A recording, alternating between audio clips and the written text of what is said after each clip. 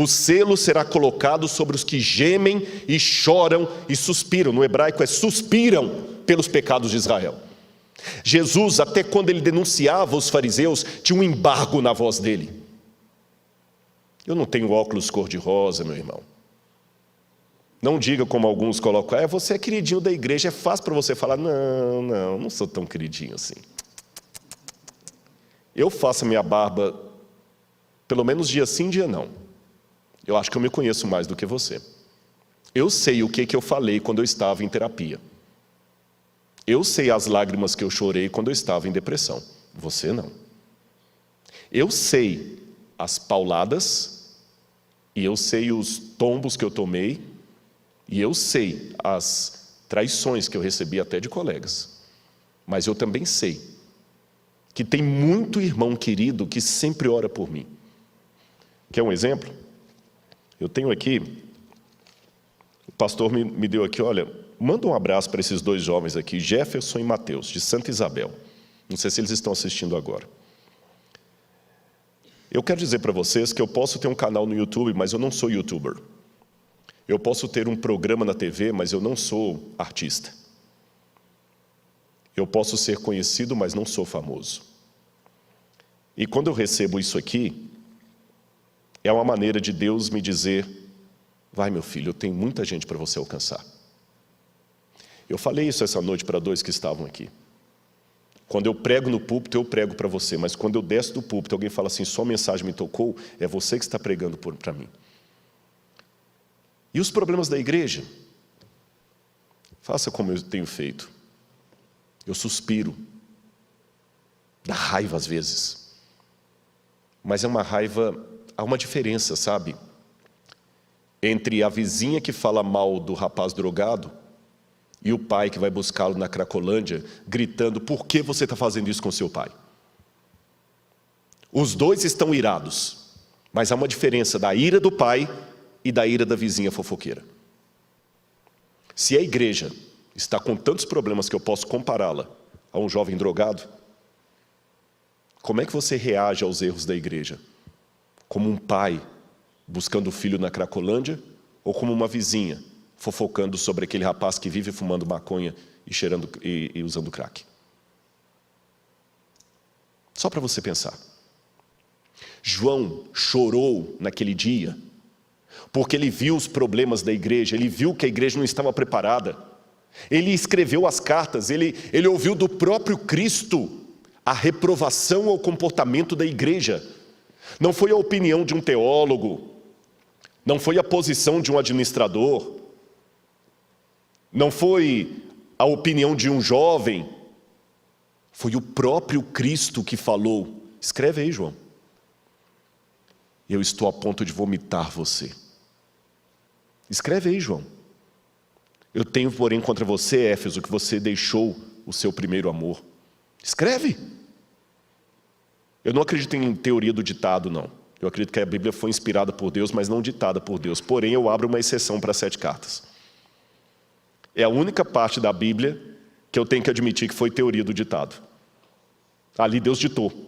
Escreve, João. Eu imagino que João até falou assim, o senhor é para... Põe. Coloca. Senhor, mas isso aqui é muito pesado. Escreve, João. Tenho, porém, contra ti que toleras essa mulher Jezabel. E se você não arrepender, eu vou vir até a ti, vou mover o teu candelabro do lugar dele. João tinha 2 posições. Uma delas é falar, tá vendo? Nem Deus aceita a igreja, essa igreja está acabada mesmo. Ele tinha 3 posições. Na verdade, 2 não, ele tinha 3. Ele podia ficar enfatizando, Deus falou, a igreja está acabada mesmo. Não presta essa igreja, eu vou sair dela porque eu sou melhor do que ela. Segunda posição. Ele podia dizer, fazer uma lei do deixa como está para ver como é que fica. Fingir que nada estava acontecendo. Ou terceira. Ele podia se envolver emocionalmente com a igreja e chorar por ela. Como, aliás, chorou o seu antecessor, o profeta Daniel, que no capítulo 9 faz uma linda oração pelo povo e se identifica com o Israel pecador. Daniel chorou pelos pecados de Israel. E quando ele chorava, olha depois na sua Bíblia no capítulo 9, olha a pessoa com a qual, o pronome pessoal que Daniel usa para falar dos pecados da igreja. É sempre a primeira pessoa do plural. Nós temos pecado contra ti. Nós temos afrontado o teu nome, Senhor. Nós temos quebrado a aliança. Ele se identificava com Israel pecador. E olha que interessante. Daniel escreveu isso onde? Na Babilônia. E por que Deus deixou a Babilônia chegar e destruir o povo? Por causa dos pecados do povo. Muito bem. Por causa dos pecados do povo. E por causa da quebra da aliança, Nabucodonosor veio e levou os judeus em cativeiro. Exatamente. Daniel quebrou a aliança? Daniel estava em apostasia? Daniel estava em idolatria? Eu acho que não. Porém, nada da sua fidelidade impediu que ele também recebesse o mesmo castigo do povo. Em outras palavras, estaria você disposto a ser um Daniel do século 21? Quando essa pergunta é feita, as pessoas automaticamente pensam assim: estaria eu disposto a ser fiel a Deus, mesmo que Nabucodonosor mande eu comer uma comida que não está permitida no livro de Levítico? Estaria eu disposto a ficar fiel a Deus, mesmo que uma imagem for erguida? Sim, eu quero ser um Daniel do século 21. Estaria você disposto a continuar na igreja, orando pelos pecados da igreja, se identificando com esses pecados, mesmo que você não esteja neles? Ah, não, aí não. Aí não.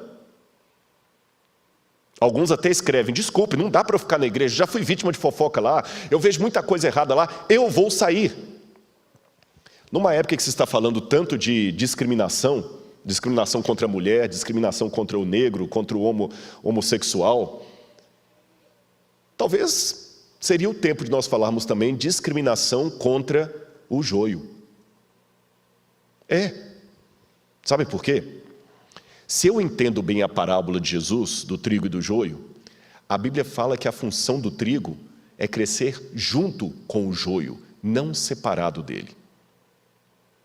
Se você acha que não tem mais lugar para você na igreja, porque você não suporta os erros da igreja, você está tentando ser um trigo que cresce afastado do joio, mas na parábola não tem espaço para essa figura, então você também está fora.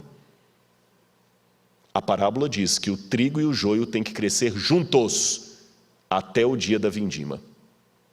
Por que você quer crescer separado, se Jesus determinou que o trigo e o joio tinham que crescer juntos? E mais, a parábola diz que não compete você saber quem é trigo, quem é joio dentro da igreja. Nem aos anjos. Somente a Deus no dia da vindima. Então, aprendamos com o sentimento de Daniel, aprendamos com o sentimento de João, aprendamos com o sentimento dos profetas. Não é colocar óculos cor-de-rosa em relação aos erros da igreja, mas, como eu disse, é sofrer por ela. Angustiar-se, repito a minha ilustração, como um pai buscando um filho na Cracolândia, e não como uma vizinha fofoqueira falando mal do menino que usa drogas. O que você é na igreja? Uma vizinha fofoqueira? Ou um pai querendo resgatar o seu filho? A forma como você denuncia os erros da igreja responderá a essa pergunta. Vamos continuar no quadro. Outra coisa que eu queria mostrar para você. Olha, preste atenção aí na sua tela. Que tipo de livro seria aquele? Um livro, um rolo, com 7 selos. O selo, como você sabe, era uma forma de lacrar o livro para que ninguém pudesse lê-lo. E eu já vi várias interpretações entre os comentaristas. Alguns dizem que aquele livro selado na mão de Deus seria o Antigo Testamento. Outros comentaristas colocam que seria o livro de Daniel, porque o livro de Daniel foi selado. Outros dizem que seria o livro do juízo. Alguém já falou também que seria o livro do destino. Será que seria realmente aquela uma cena de juízo? Eu sei que muitos interpretam isso aí como sendo uma cena de juízo final. E que aquela parte de Apocalipse capítulo 4 já é na época que começa o juízo investigativo no santuário. Eu confesso para vocês que eu, Rodrigo, não sou convencido por essa interpretação. Respeito quem a tem, mas eu não vejo ali situação de juízo. Aquele livro não é o livro do juízo. E eu vou argumentar o porquê, tá certo? Por que eu acho que aquela cena não é... Também não acho que é o livro de Daniel que estava fechado na mão de Deus.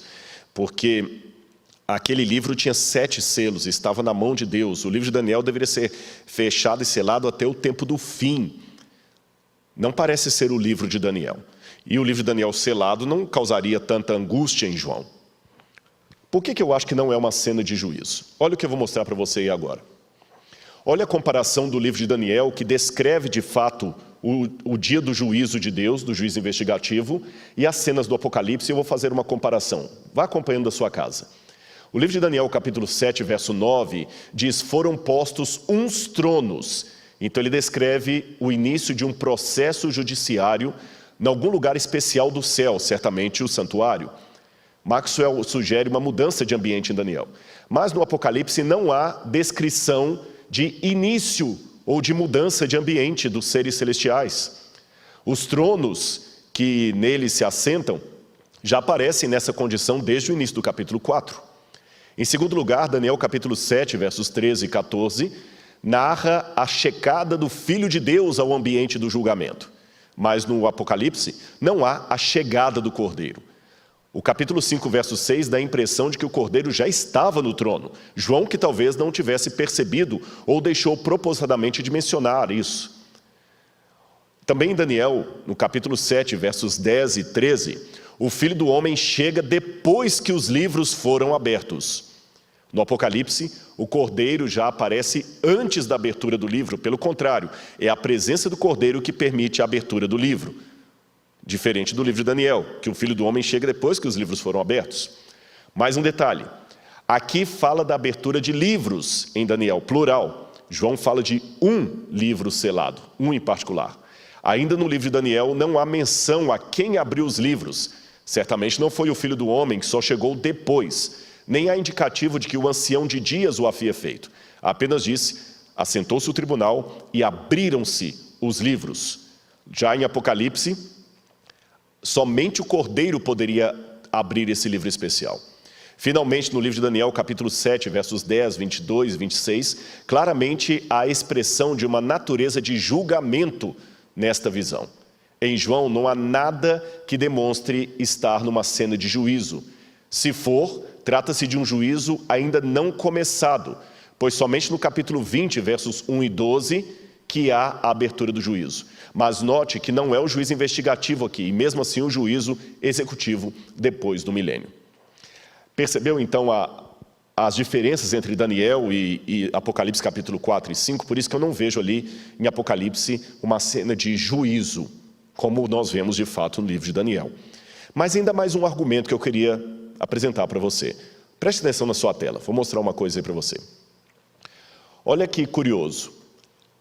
O fato da ação de Cristo inicia-se abrindo selos, e no capítulo 6, verso 10, nós temos os mártires clamando por um juízo que ainda não começou.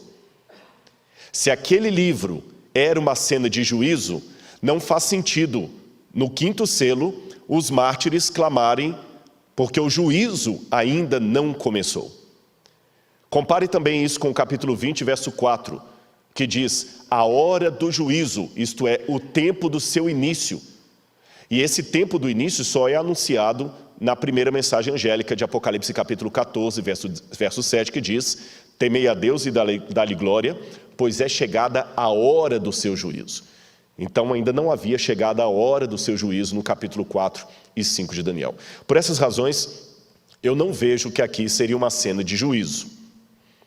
Mas então você pergunta: tá, Rodrigo, se você não acha que ele é uma cena de juízo, por que João chorava? Então, o que é esse livro selado com 7 selos, que você tem ali na mão de Deus e que causa tanta comoção no profeta e que só Jesus pode abrir os selos?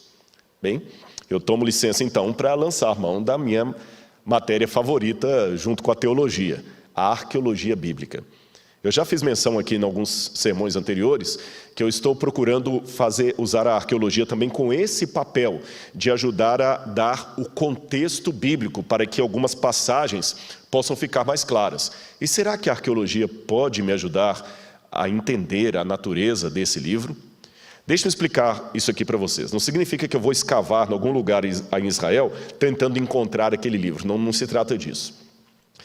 Eu vou apenas deixar claro para você, à guisa de ilustração, eu já mencionei isso no passado, mas o professor gosta de repetir, porque repetição é aprendizado.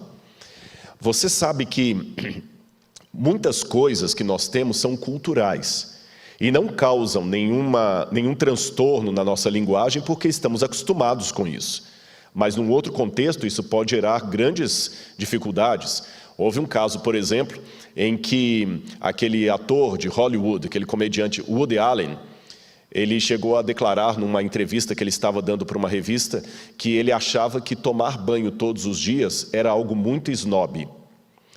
E alguém traduziu essa entrevista para o português. E em português colocou justamente assim, de acordo com...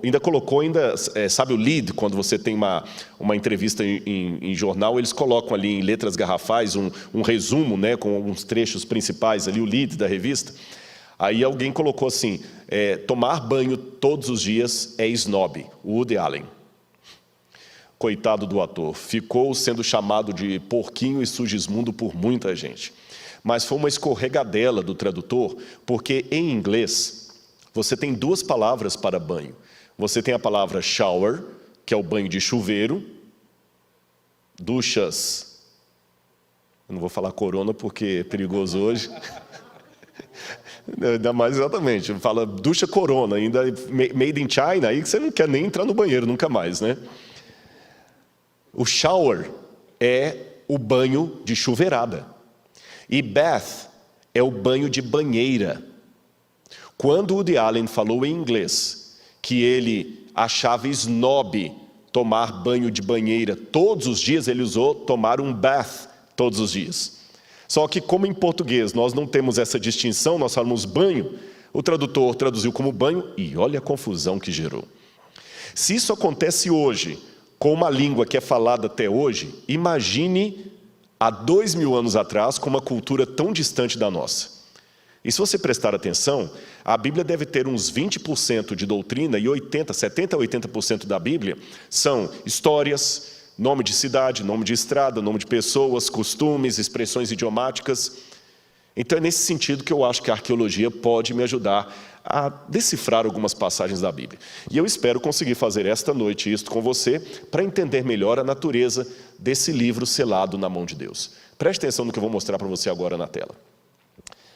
Olha a importância de um selo no passado. Esse que vocês estão vendo, esse desenho aí, é um desenho feito de marfim de um estandarte da cidade de Mari. E se você olhar bem, aqui você tem um desenho, e isso me ajuda bastante enquanto arqueólogo, porque é como se fosse uma fotografia do passado. Isso aí tem quase 4.000 anos de existência. E esse desenho mostra um senhor da corte, um alto dignatário, em seus trajes de dignatário. Então me dá uma ideia de como as pessoas se vestiam naquele tempo. Lembrando que Abraão conviveu mais ou menos nessa época, então era assim que eles vestiam. E se você olhar bem, a capa do sujeito, do ancião, ela tem como se fossem duas agulhas de tricô, são dois alfinetes grandes fazendo um X, percebam? E no meio desse X você tem uma cordinha com uma bola. O que seria essa bola? Um selo. De acordo com Heródoto, você podia reconhecer um nobre cidadão da Babilônia se ele tivesse uma capa e um selo grudado nela. Era muito importante a presença de um selo. O selo era o seu certificado de propriedade, era o seu carimbo, aquilo que identificava você. Até na Bíblia tem um exemplo desse. Se você olhar no Antigo Testamento, no livro do Gênesis, você tem a história de Tamar e Judá. Tamar fingiu-se de prostituta para ter relações com Judá, e quando Judá estava saindo, que ele não tinha dinheiro para pagá-la, ela falou, deixe comigo como penhora a sua capa, o seu selo e a sua corrente. Por que ela pediu justamente o selo? Porque ela tinha certeza que ele voltaria para buscar. Quer ver agora, nessa noite, alguns selos antigos? Aliás, eu vou até aproveitar o ensejo para fazer uma propaganda para você. Aqui eu estou no UNASP Campus São Paulo. O UNASP ele tem 4 campi. Tem o UNASP São Paulo, onde nós estamos tendo essa semana. Tem o UNASP Hortolândia. tem o UNASP Engenheiro Coelho e o campus virtual. Eu dou aula no campus de Engenheiro Coelho. E lá nós temos o único museu de arqueologia bíblica da América do Sul. Depois que acabar essa pandemia, faça uma visitinha ao museu. Se você quiser, até anota o telefone do museu aí. 19 3858 9033. Eu vou repetir. 19 3858 9033. Você pode ligar ali, agendar uma visita e você vai ver algumas peças lá, inclusive alguns selos originais dos tempos da Bíblia Sagrada. Tá bem? Faça uma visita para a gente. Agora eu vou mostrar para você alguma foto de alguns selos antigos. Olha aí na sua tela. Aquele estandarte de Mário, eu falei com vocês, tinha o desenho dos homens, e aqui você tem, lá em cima, um selo cilíndrico. Embaixo aqui também eu tenho um selo cilíndrico. Eles rolavam o selo num pedaço de argila, deixando a marca de um desenho. E aqui esse pedaço de argila com um pedaço de corda é o que sobrou de um selo que estava fechando algum documento do passado. Eu vou explicar isso para você. É que as cartas eram fechadas, enroladas, vou mostrar como, e o selo era colocado ali. Eles pegavam um pouco de argila, colocavam na corda e vinham com o selo e fechavam. O selo podia ser cilíndrico, como aquele, rolando, podia ser um anel, podia ser um carimbo, havia vários tipos. E você deixava na argila a impressão de selo, que às vezes podia ser um desenho, um símbolo, o nome do proprietário, coisas dessa natureza que identificavam o dono, o dignatário daquele selo. Olha aqui mais uma imagem para você acompanhar em casa. Aqui eu tenho selos e as chamadas bulas, ou bulle, é o plural em latim. A bula é justamente aquela marca que é deixada na argila. Vocês estão vendo ali a carta, e aqui eu tenho as mãos de um arqueólogo com um selo minúsculo na mão dele, e do outro lado você tem justamente as marcas de impressão. Por que acontecia isso? Imagina naquela foto ali um papiro ainda com selo. Muitas vezes havia destruições por guerras, e eles queimavam o palácio, como fizeram com o Palácio de Davi em Jerusalém. O fogo queimava o papiro, consumiu o papiro, mas a marca do selo fica mais rígida. E nós já encontramos vários selos em Israel, inclusive selos do rei Ezequias, que já foram comprovados, dos inimigos de Jeremias. Vários personagens da Bíblia já tiveram a sua comprovação histórica graças ao achado de um selo minúsculo, ou melhor, da impressão de um selo. No meio da areia, da poeira, você acha uma coisinha desse tamanho ali e lê, e lá no UNASP você vai ver alguns desses selos originais, no caso o carimbo mesmo. Agora, mais uma imagem para você. Aqui você tem um contrato de casamento em Elefantina, como é que ele foi guardado. Então não eram somente cartas que eram seladas, documentos também eram selados. E o contrato de casamento em Elefantina, por exemplo, ele era dobrado, enrolado primeiro, depois você amassava, fazia 3 dobras, colocava uma corda e o selo. E aquela parte que está em cima ali, ficava de fora, que era um título para num cartório, digamos assim, um ambiente público, você poder identificar o selo. Agora olha que interessante. O livro do Apocalipse diz que aquele selo na mão de Deus era escrito por dentro e por fora. O que era selado, vocês já entenderam, não é? Ficou claro porque era selado. A forma de selar um livro, de lacrar um livro, era a segurança que eu tinha de que ele não cairia em mãos erradas. Por exemplo, se eu estivesse mandando uma carta para você, eu enrolaria aquela carta, colocaria uma corda, colocaria um pouco de argila, vinha com o meu carimbo, selava aquela carta, então você tinha certeza que você recebeu a carta intacta. Ninguém a abriu antes de você, porque para abrir a carta você tem que quebrar o selo.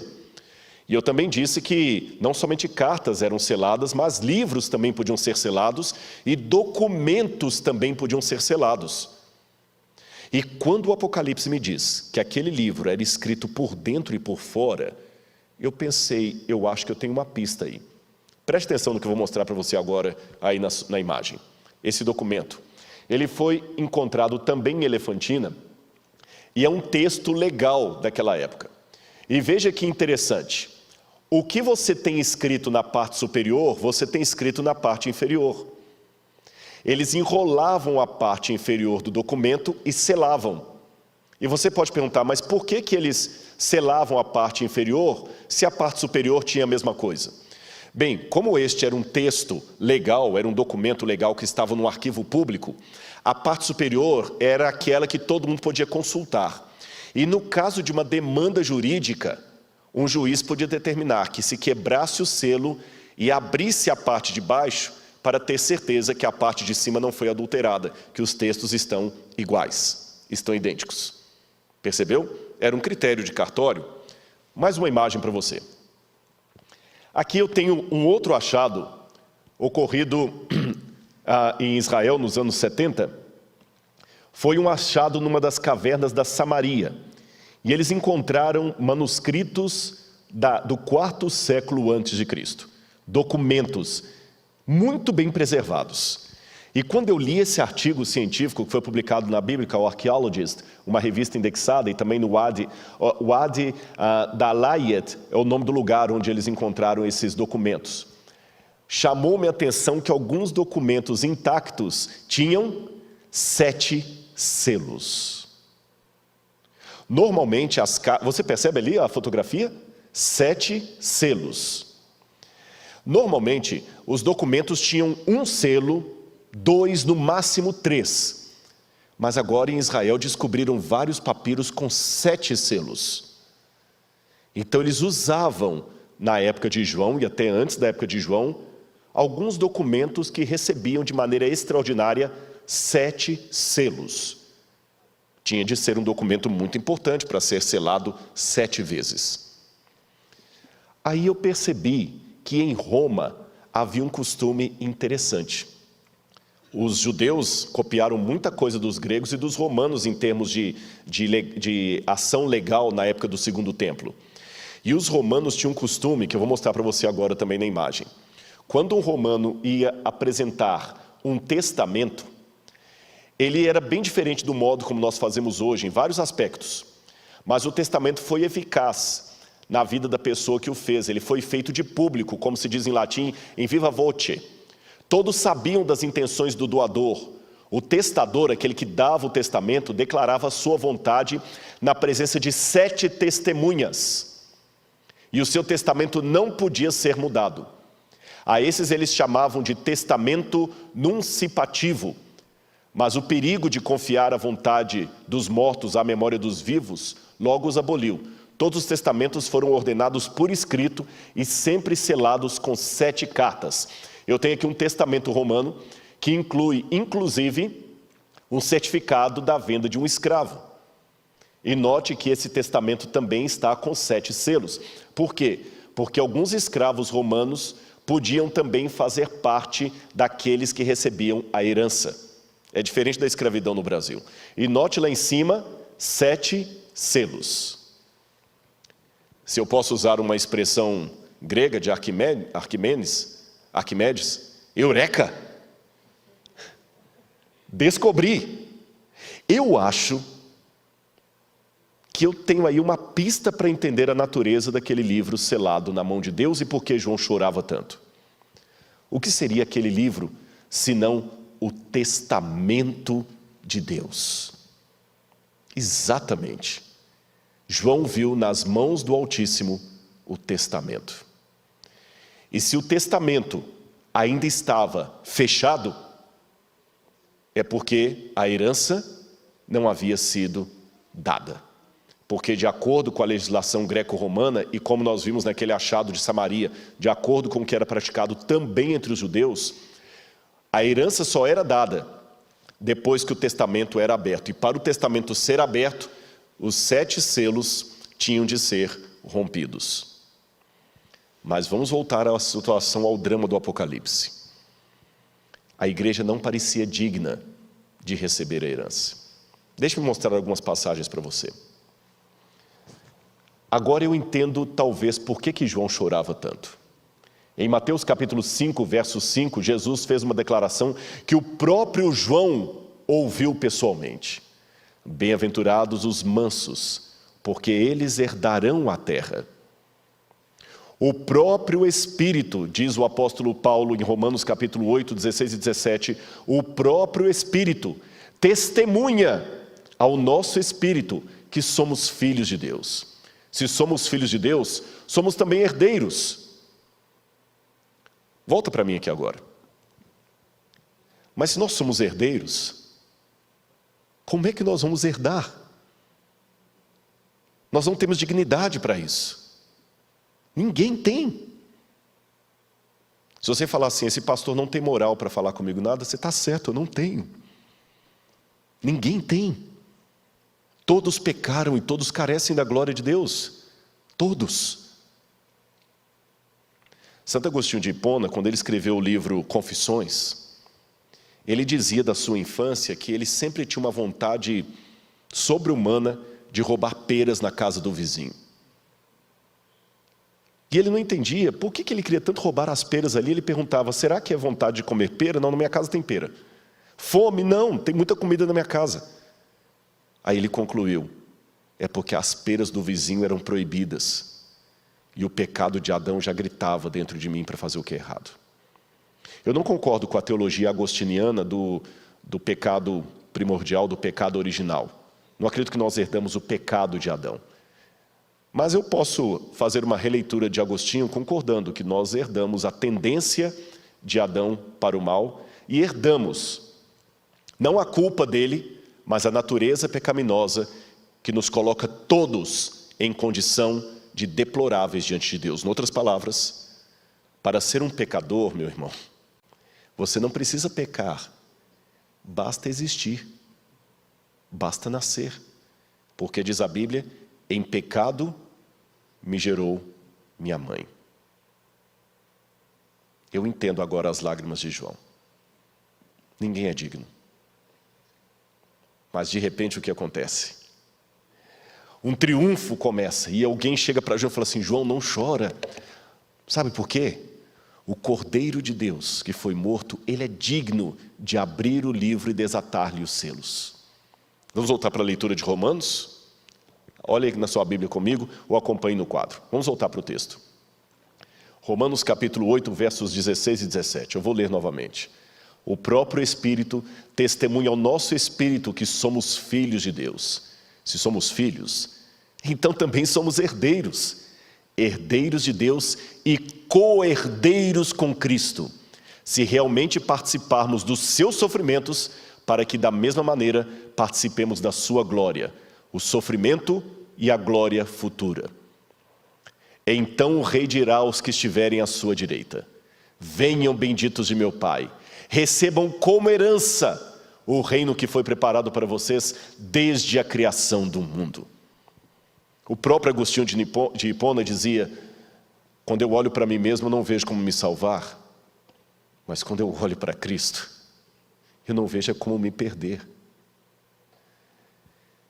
Quando Adão e Eva foram criados, Deus franqueou o reino para eles. A terra era de Adão, Eva e de toda a sua descendência. Mas você sabe, embora eu não seja um advogado, não entenda nada de direito, pelo menos algo eu acho que eu posso dizer que nenhum advogado vai me contradizer. Há muitas ações que não são morais, contudo são legais. Você sabe, eu posso às vezes no momento de fraqueza, levar você a assinar um documento e o que você tem passa a ser meu. E muitas vezes o advogado vai falar para você, puxa vida, eu entendo você, não é justo o que fazem, mas você assinou os papéis, você assinou a procuração, agora é dele. Não é moral o que ele está fazendo, mas perante a lei, é o direito, é legal. Vamos tentar reverter o quadro, mas não é fácil. Quantos advogados já tiveram que falar isso para o seu cliente? Quando Adão entregou de papel passado a terra para Satanás, a ação não era moral, porém o diabo tornou-se legalmente o dono desse mundo. É por isso que no livro de Jó, quando os filhos de Deus comparecem perante o Deus, veio também Satanás entre eles. E é interessante que Deus pergunta a Satanás, de onde vens? Em hebraico, miaitavô. O que você está fazendo aqui? É um trocadilho. O livro de Jó é um livro muito complicado em hebraico. Jerônimo, quando foi traduzir o livro de Jó, falava que ele era mais escorregadio do que lama. E o diabo responde com outro trocadilho para Deus, com outro trocadilho para Deus. Eu vim de rodear a terra e passear por ela. O que ele quis dizer com isso? Havia um costume no Antigo Oriente Médio que quando um rei queria ter a certeza que tudo estava bem no seu reino e que não havia oposição, ele passeava pelo reino, ele ou um dos seus emissários. É por isso que a Bíblia fala que Davi passeava pelo seu palácio à noite quando viu Betseba tomando banho. É por isso que a Bíblia fala, passeava Deus pelo jardim do Éden na viração do dia. Não é que Deus estava dando um passeio, estava verificando. E o diabo fez a mesma coisa. Eu sou o dono da terra. Só que agora você sabe, para recuperar a terra das mãos do diabo, porque nós somos o objeto da demanda com tudo que o mundo possui, Cristo teve que pagar o preço da cruz. Ele morreu no meu e no seu lugar. De modo que, legalmente falando, se você quer ser justo, não é justo o que estão fazendo comigo, eu não levo o desaforo para casa. Se você quer ser justo, o céu não é para você, nem a terra renovada, nem para mim. Legalmente falando, o céu, o novo céu e a nova terra pertencem a Cristo.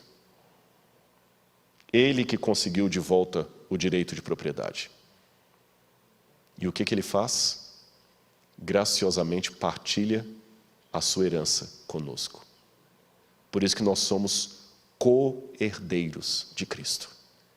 Ele pode abrir o livro do testamento, quebrando cada um dos selos. Ele tem dignidade para isso. Mas se você prestar atenção no Apocalipse, você verá algo que me chama bastante atenção. O cordeiro ainda estava degolado. Tem alguma coisa errada aí. Porque eu aprendi, pastor Gilson, quando os adventistas me deram um estudo bíblico, que no céu não vai ter nenhum traço de coisas do pecado. Que quando ressuscitarmos num corpo de glória, eu acho que não são só os adventistas que ensinam isso, eu acho que todas as religiões que creem na ressurreição, quando ressuscitarmos num corpo de glória, aquela marca, aquele defeito de nascimento que eu tenho vai desaparecer. Aquela cicatriz de uma cirurgia que deixou um rasgo aqui na minha barriga vai desaparecer. Aquela marca de expressão da testa ou do pezinho de galinha vai desaparecer. Aquele queimado que você teve, que deixou sua pele enrugada, vai desaparecer. Aquele acidente de moto que você teve, que você fraturou a perna e ficou com um rasgo de todo tamanho, vai desaparecer. E Cristo ressuscitou.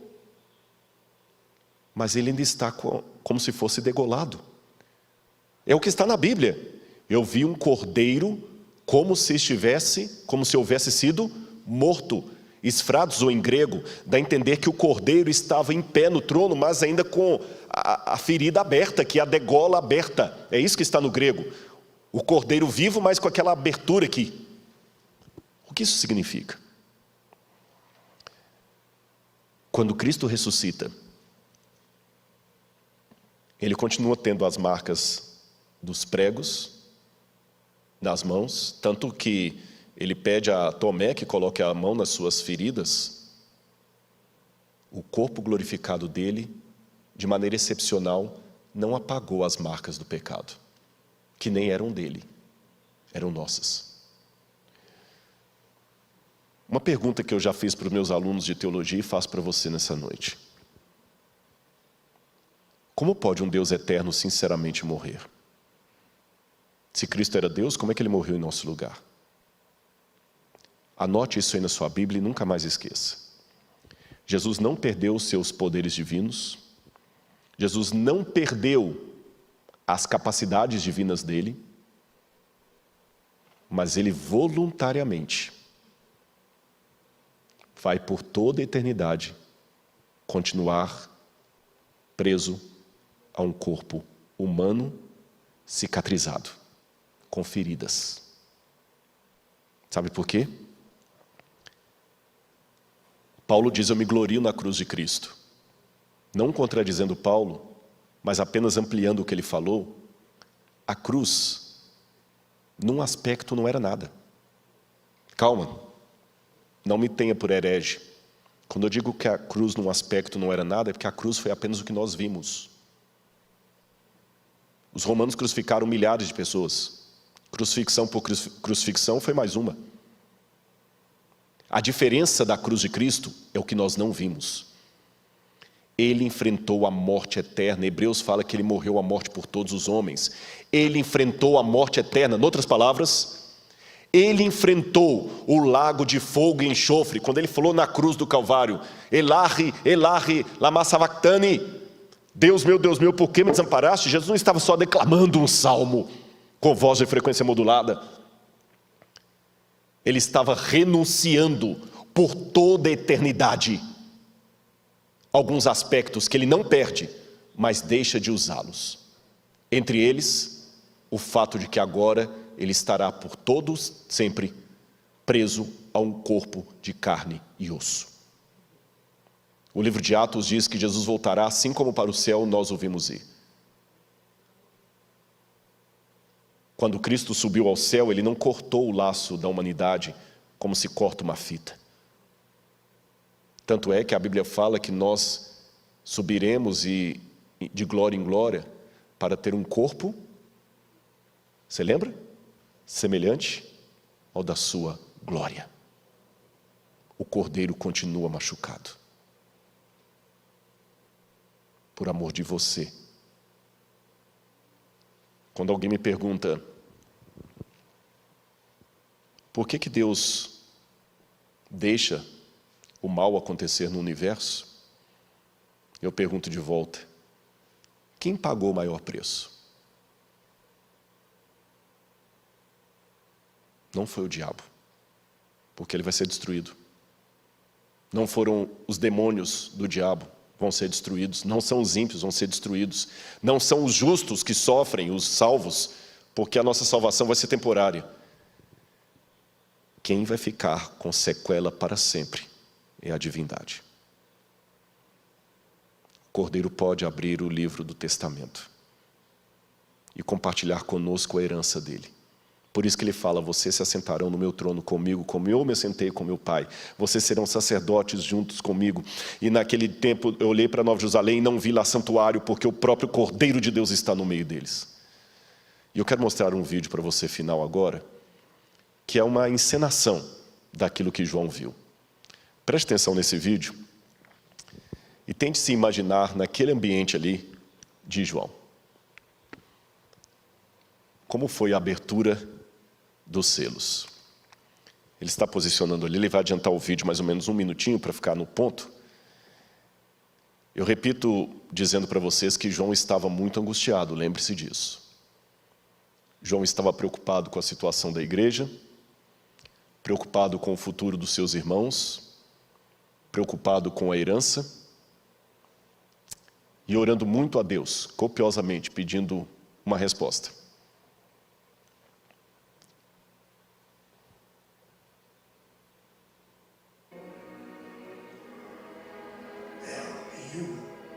Pode tirar o som, deixa só o vídeo, por favor. E aqui não está saindo ainda para a gente.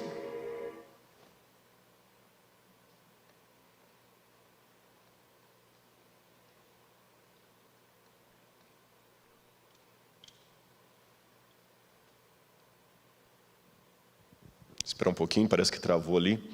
Enquanto ele está achando ali, eu vou contando para você novamente a cena. Eu imagino que se João é convidado de novo a subir ao céu, ele estaria certamente pensando naqueles irmãos da igreja de Éfeso, como muitas vezes nós pensamos. E estaria orando por eles. Isso. Pode colocar a tela cheia, se possível, para o pessoal em casa assistir. Isso.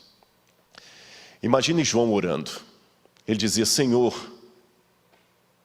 cuida do teu povo, Senhor. Ô Pai, qual será o futuro da tua igreja? Qual será o destino da tua igreja, Senhor? Pode deixar rodando, não tem problema não.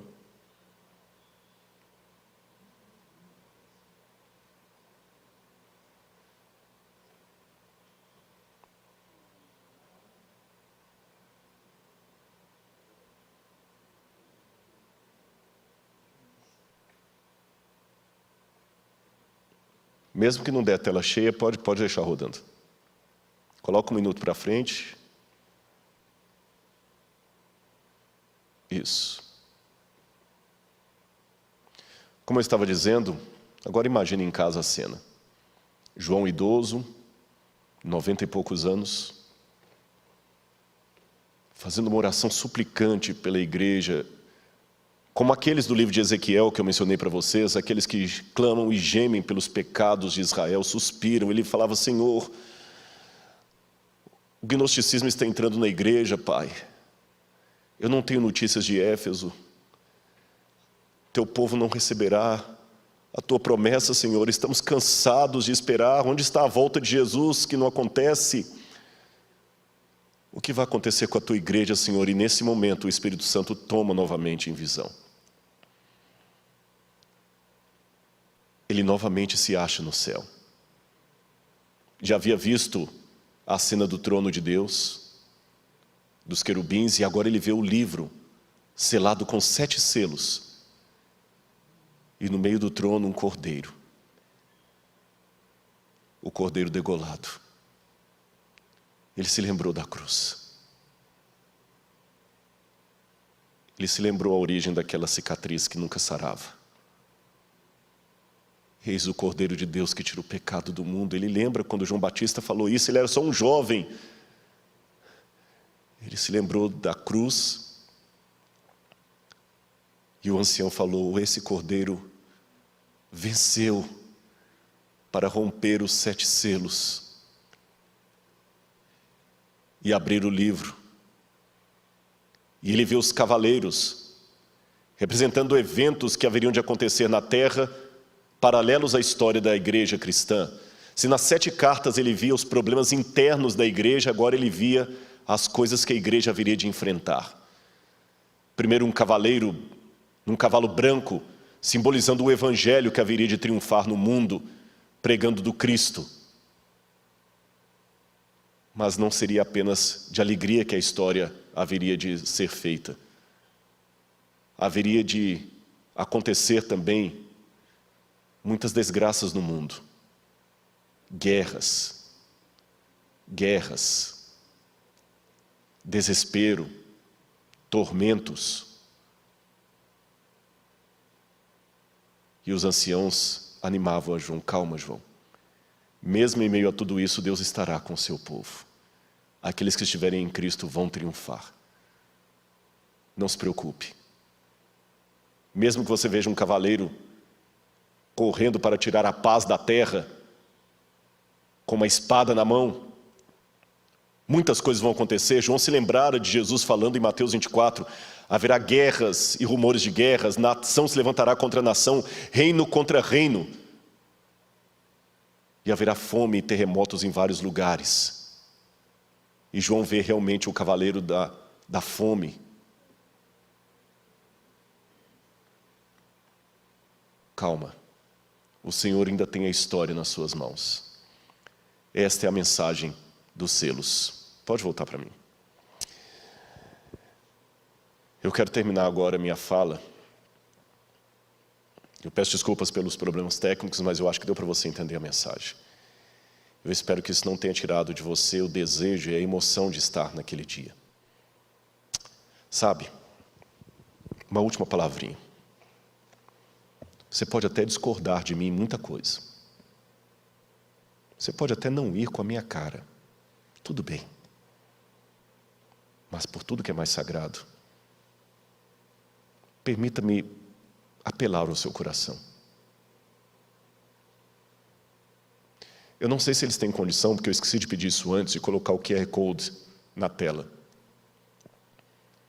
Eu quero fazer um apelo de uma maneira diferente. E eu quero ouvir que você tomou uma decisão nesse momento.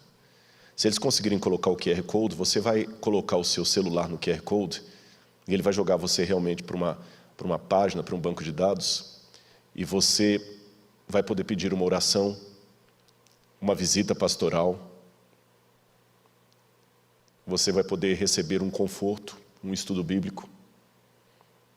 E mesmo que eles não conseguirem colocar o QR Code, não sei se vai conseguir colocar, porque eu não combinei com eles antes. Vai, né? eles vão colocar lá. Eu gostaria que você entrasse em contato. Veja bem, não pode ficar tranquilo, ninguém vai pedir seu dinheiro, não é terça-feira do milagre urgente, não é nada disso. Ninguém vai pedir para você contribuir para uma campanha. Nós só gostaríamos de ter a oportunidade de falar de Jesus para você. Tá bem? Aceite a Cristo como seu salvador pessoal. Se está afastado da igreja, então, ouça o que eu vou dizer. Está fora da igreja? Suas férias acabaram. Está na hora de voltar. Tem um espaço aqui que pertence a você. Magoaram você? Magoaram a mim também. Decepcionaram você? Decepcionaram a mim também. Também já decepcionei muita gente. Mas venha para o time de Cristo. Você também tem direito à herança, porque a graça dele dá esse direito a você. Ele venceu e abriu o livro. Pense nisso, e durante essa música, tome a sua decisão ao lado de Cristo. E se o QR Code aparecer aí, abra a tela do seu celular, preencha-o e entre em contato com a gente, tá bom? Queremos ajudar você.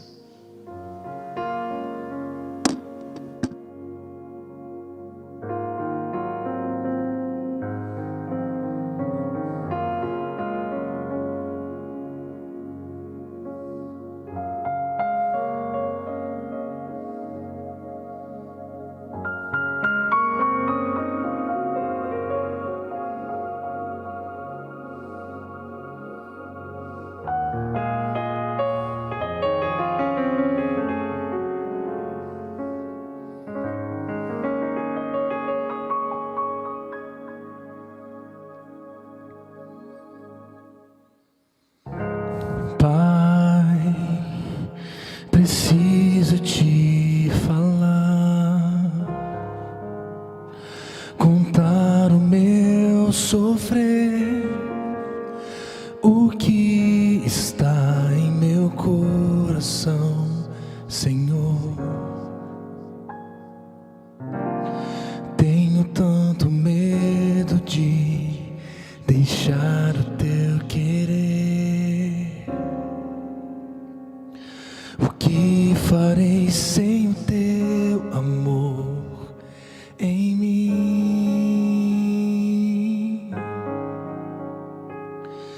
Senhor Jesus, aqui estou, te louvo e minha vida está em tuas mãos. Estou aqui para te louvar, entrego o meu viver. Ó Senhor, o que é meu, entrego em tuas mãos.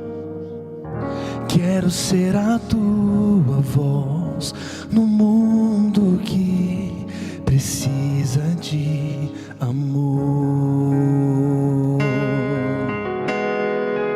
Tenho tanto medo de deixar o teu querer. O que farei sem o teu amor em mim? Senhor Jesus, aqui estou, te louvo e minha vida está em tuas mãos. Estou aqui para te louvar, entrego meu viver. Ó Senhor, o que é meu, entrego em tuas mãos. Quero ser a tua voz no mundo que precisa de amor. Te entrego o que sou, te entrego o meu ser, o meu coração, o meu caminhar. Para sempre sou teu, Senhor Jesus, aqui estou, te louvo e minha vida está em tuas estou aqui para te louvar, entrego meu viver. Ó Senhor, o que é meu, entrego em tuas mãos. Quero ser a tua voz no mundo que precisa de amor.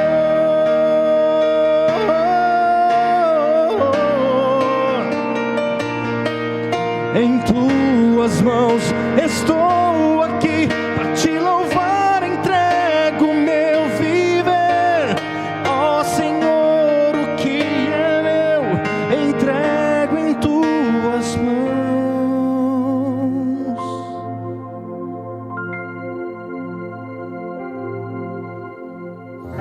Quero ser a tua voz no mundo que precisa de amor.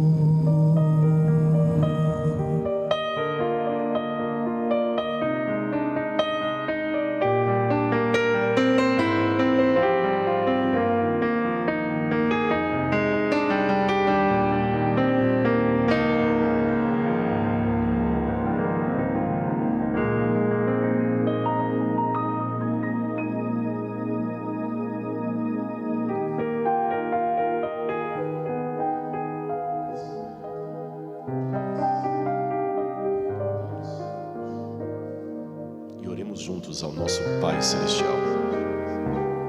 Oremos. Senhor, de um jeito torto, talvez até tosco, nós estamos aqui diante de Ti. Como essa música expressou, com as nossas dores, os nossos sofrimentos, a nossa humanidade, Senhor. Ah, Pai. Ah, Senhor, quantas vezes a gente olha no espelho e não gosta do que vê. Quantas promessas não cumpridas. Quantos caminhos mal andados. Sentimos-nos como Paulo, pedindo a Ti que nos livre do corpo dessa morte, porque somos miseráveis. Mas ao mesmo tempo, quando contemplamos o Cordeiro no trono, degolado, eternamente com a degola no pescoço, o que era uma vergonha se torna uma glória, o que era um vexame se torna um triunfo, o que era um caso perdido se torna redenção. Fomos redimidos por Ti. Glórias, glórias e glórias ao Teu nome, Senhor. Toca no coração de todos, eu te imploro, onde quer que estejam, no que quer que estejam fazendo. Se nesse momento eu estou orando por alguma mulher que está sofrendo violência doméstica, Pai, dá força a ela para sair dessa situação. Ajuda que a Tua igreja também, Senhor, seja ativa em acudir essas pessoas que estão sofrendo. Se eu estou orando por alguém que está sendo abusado sexualmente ou abusada sexualmente, oh Senhor, intervém. Usa a Tua igreja, Senhor, para atingir essas pessoas. De repente eu estou orando por alguém que não tem nem o que comer. Oh Pai, por favor, usa-nos, até que o Senhor volte para poder o Senhor mesmo colocar um basta nessa história de terror e pecado. Enquanto esse dia não chega, Senhor, usa-nos. Não temos a capacidade de liquidar com o mal como o Senhor tem, mas aceitamos ser instrumentos Teus. Usa o Teu povo, a Tua igreja débil, a Tua igreja precisando ser corrigida a todo o tempo. E traga de volta para o redil, Senhor, aqueles que, por mágoas, estão afastados dEle. Perdoa os nossos pecados e lava-nos no sangue do Cordeiro, pois é em nome dEle que nós oramos. Amém, Senhor.